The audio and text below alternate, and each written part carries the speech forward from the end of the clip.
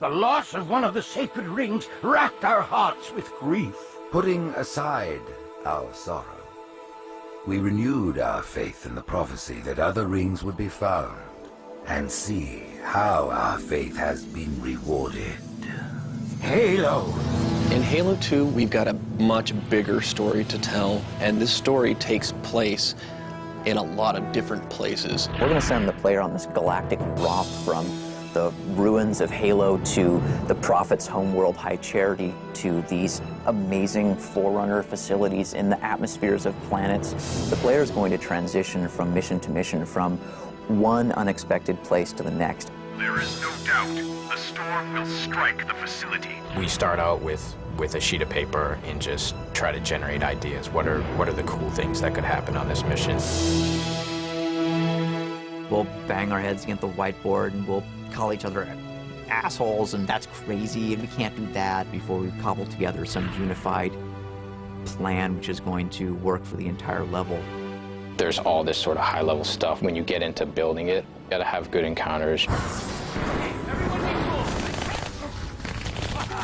You gotta have good arcing fiction on a 3 to 5 encounter basis.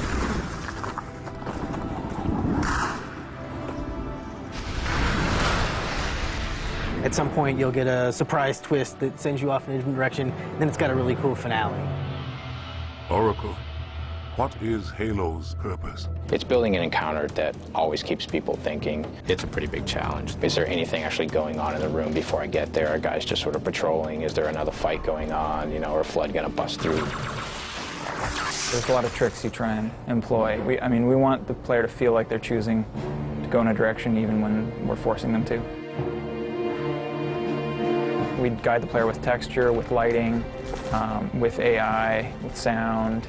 We obviously want to make it so that there are multiple paths through this space. Every single one of those areas had to be modeled by an artist. I mean, there's someone went in there, and for every single wall you see, every single floor, every single light, every single, piece of glass, like there was an artist there. Someone had to go through and make all that. What I like most about Halo is that we don't build encounters and our AI doesn't act in a way that is very predictable.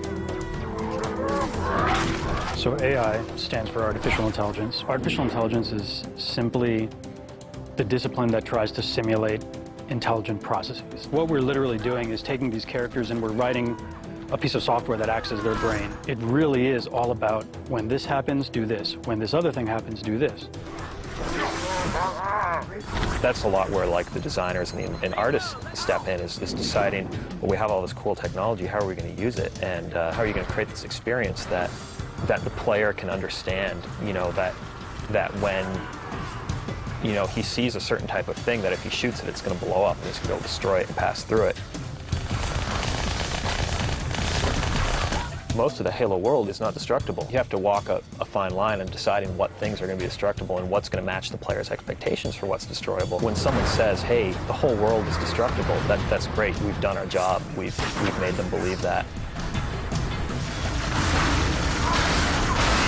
So that kind of thing really excites me, is being able to create a real environment and not take shortcuts and not fake things, and actually just get in there and really try to make it a real place and a real exciting place for people to go.